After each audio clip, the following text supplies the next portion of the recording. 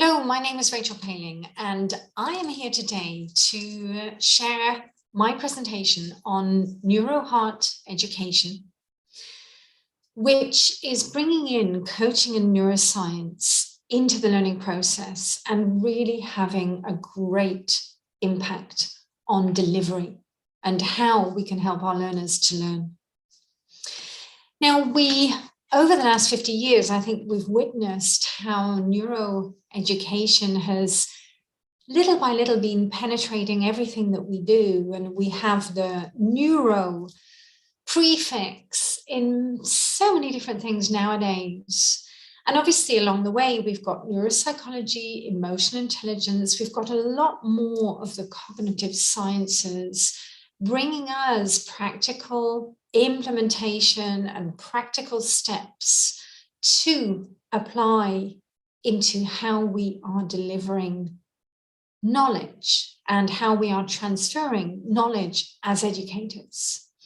Now, in 1988, we first heard the term neuroeducation. And as I said, it's developed so much over the last 50 years. But the question is always, how can we implement the science? What can we do to really bridge the gap between the theory and the practical application? Now, this is why coaching becomes the dialogue and the conversation and the vehicle within which we can start to communicate and bring in the practicalities of applying the neuroscience. What is coaching? Well, I think we always think of the sports coach as that first figure who is pushing people beyond their own limits, really getting people into that motivation, the commitment of reaching their goals, achieving much more than they ever imagined. And that sports coach is driving, accompanying, pushing along the way. However, that's not the life coach. And when we look at the development of life coaching and business coaching, especially from the International Coach Federation with the standards, the guidelines, and the ethics from the ICF, we see that life coaching is more about being a soundboard, not telling people what to do, not giving people answers or expertise, but taking a step back and trying to stimulate and provoke and be the facilitator for people to find their own way, their own path, their own goals, and then accompanying people on that journey to achieve them and finding out the steps they need, how can they be committed, how can they be motivated, and how can I, as your coach, help you to achieve what you are setting out to achieve. So life coaching is very different to the sports coach. And above all, the coach is not there to tell the coachee what to do. Now that in teaching becomes a little bit tricky because it's almost like we're asking the educator to take a little bit the back seat, to be more of a provocateur, to be stimulating and provoking rather than telling. And when we think about the general principles of coaching that we are now bringing into the learning process, we're looking at a coaching agreement between the learner and the educator. We're looking at confidentiality of the process, goal setting, action settings, motivation conversations, commitment conversations, and both coach and coachee managing the progress and accountability of the learning and working towards periods of time with goals that we're trying to achieve, and then reviewing periodically whether we have really achieved those goals. Now, this is what we're bringing into the learning process.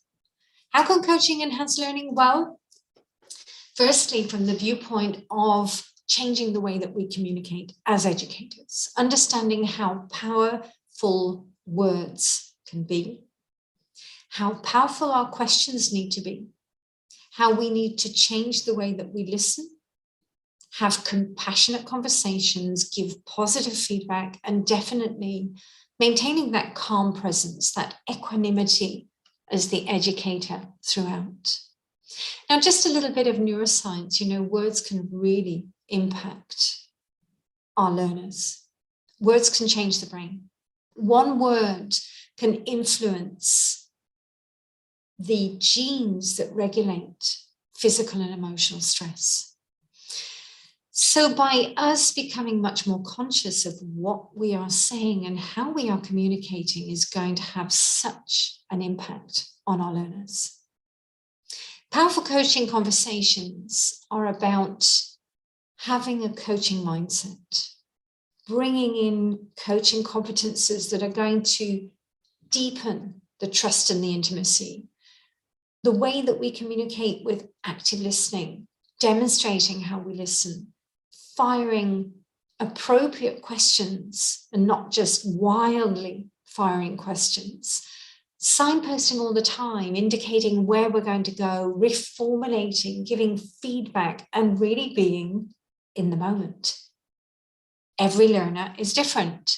And understanding the difference between empathy and compassion, not just demonstrating empathy, but also really listening to our learners and saying, if a learner says, I can't do this, I'm really bad at this, just showing that compassion by saying, I'm really sorry that you're not feeling good.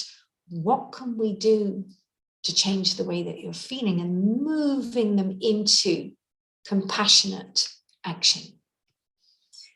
And powerful coaching can be used to coach our learners around emotional triggers, to troubleshoot any issues that they're encountering along the way, and helping them to learn. And we can bring in coaching models, which are patterns and models of conversation, which are going to steer and help educators to really assist learners at any point of time, whether it's through those emotional triggers, whether it's through problems, or whether it's literally through learning. Now, looking at the neuroscience, as we've said earlier, every brain is different. We have to understand that no two brains are the same. I know it's extremely difficult when you're with a group of many young learners. And we do have to think, well, how can I reach each and every one of them? One of the things that's quite interesting is when we start to explain to learners about the brain, about what is happening in very simple terms. And in fact, one of the early research papers with Carol Dweck, the lady that told us about mindset in her books, interestingly, with two groups of learners, one particular group of learners were given that key information that the brain can change, that intelligence is not fixed. It is, the brain is plastic, intelligence is malleable. The amazing thing is that that group of learners had better grades over 2 years than the other group of learners who were not given that same information. So knowing about the brain actually has an impact, and knowing that, yes, the brain is plastic is one of the greatest things that we can transmit to young learners, teenagers, and above all to adults, and especially to seniors. Neuroplasticity can happen at any point in our life. We can change the brain. Now, the impact of metacognition in this research was phenomenal, because it really demonstrated that metacognition, which is self-regulated learning, thinking skills, learning to learn, actually leads to better results and outcomes, better performance, and the fireball effect of motivation, more metacognition, more motivation. I call it this fireball effect. So understanding how we learn, how we function, how we react does have an impact. And we have to think about the importance of psychological safety. We can see that anxiety, and in particular in this research, we see math anxiety affected working memory capacity, it affected attention, and it affected prefrontal cortex functions. And in the second research, anxiety, by thinking that they were going to do maths, actually triggered the pain areas of the brain. So knowing that we need our learners to feel psychologically safe and how to do that as an educator is absolutely key for the learning process. Now, Neuroheart Education really touches upon many aspects of coaching and neuroscience. And among other things, we do have to understand the difference between explicit and implicit learning, how to get our learners into flow states, learning styles, the science of learning, the impact of positive emotions, how to provoke connections, getting the right level of attention, and spaced learning. Among other things, these are key points that we have to understand how to transmit or how to apply in a learning process. Now, the difference between explicit and implicit learning, explicit, very much the prefrontal cortex, very much coming into information, logical, analytical, rational thinking. But then the implicit learning, this subconscious part of the brain, which is very much that learning by doing. And understanding that children under the age of 7 very much learn through that procedural memory. But after the age of 7, we start to develop the 2 ways of taking in information. And how can we, as educators, really promote these types of learning? And how can we get our learners in the flow? I absolutely love this question of the flow state. For me, I know that I'm in the flow when I lose time and I'm loving what I'm doing.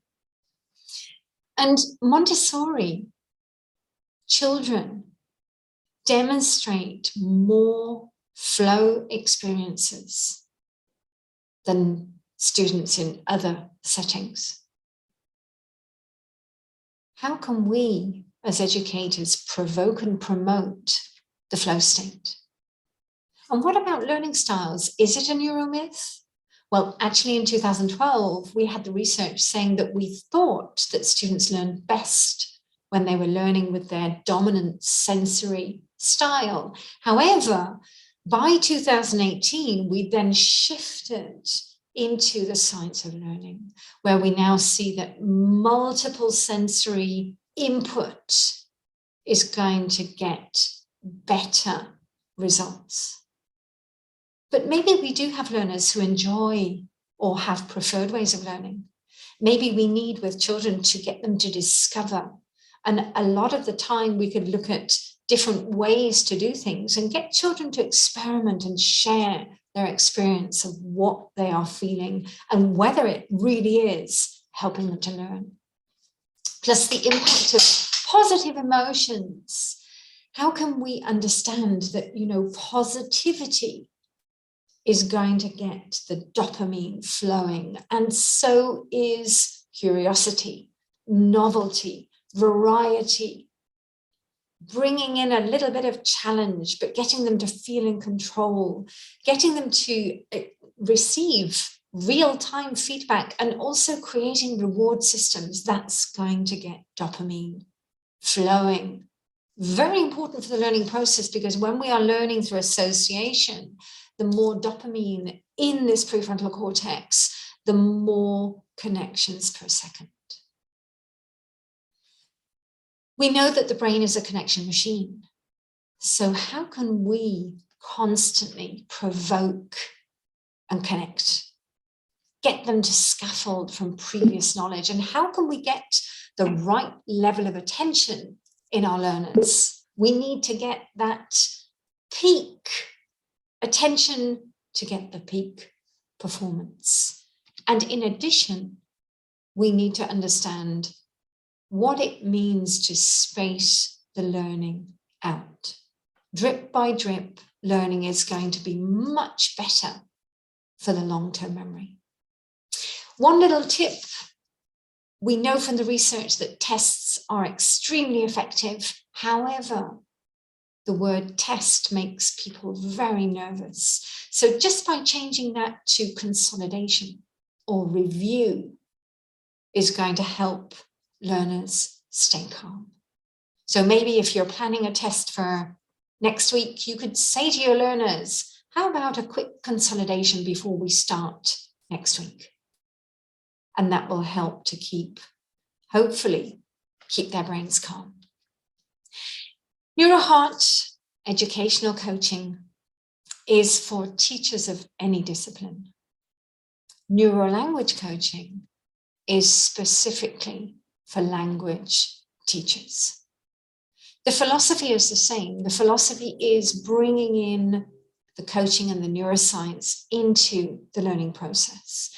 And Neuroheart Educational Coaches, Neurolanguage coaches really know the impact of emotional and social pain on the brain, the difference between explicit and implicit learning, and how to provoke flow states, how to promote certainty and psychological safety, and also how to get our learners into what I call that perfect learning state, and how to troubleshoot around emotional triggers, maybe bad learning memories, how to get them to scaffold wherever possible, and at all times communicating with that brain-friendly coaching communication.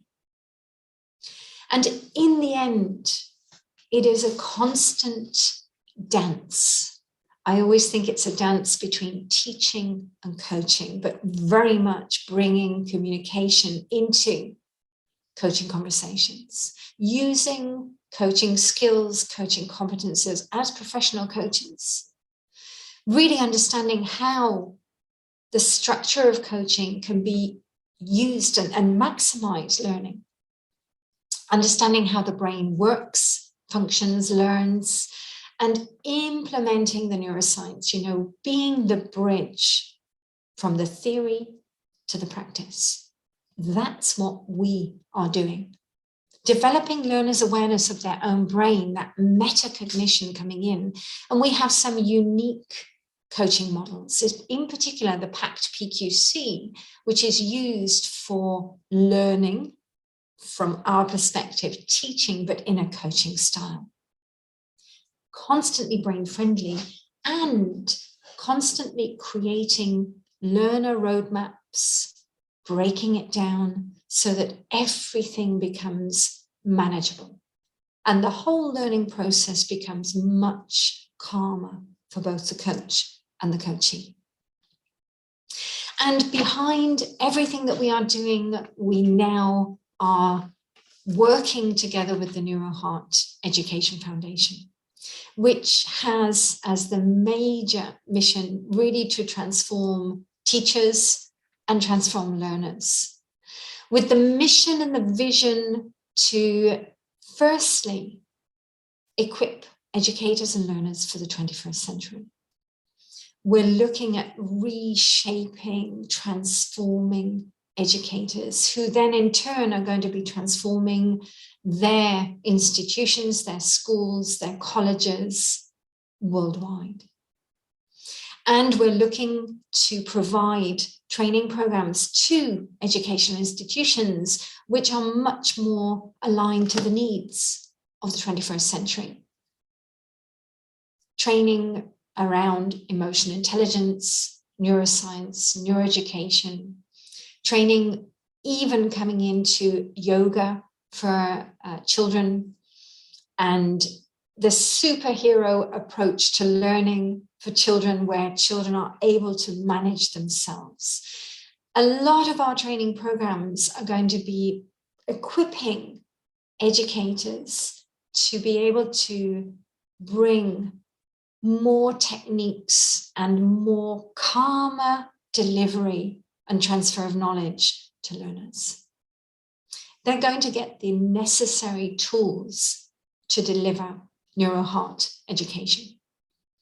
And we'll be moving into homeschooling as well, with some homeschooling programs with holistic, practical topics. And the mission definitely is to build Neuroheart educational bridges, offering neuro and heart training for educators and teachers worldwide, homeschooling, bridging the gap from the science to the practice. We're also going to be implementing some volunteer programs where our coaches will be involved, and we will be raising funding to provide educational training for teachers and learners wherever they are unable to access the educational systems. So do stay connected. And if you have any more questions, or if you'd like to have some more information, we would love to hear from you. We're definitely bringing the neuro and the heart into education.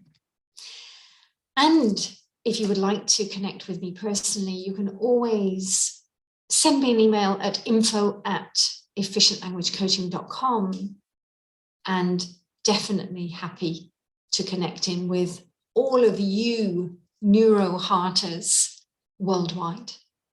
Thank you so much for listening, and looking forward to hearing from your experience of bringing the coaching and the neuroscience into your educational practices. Thank you, everybody.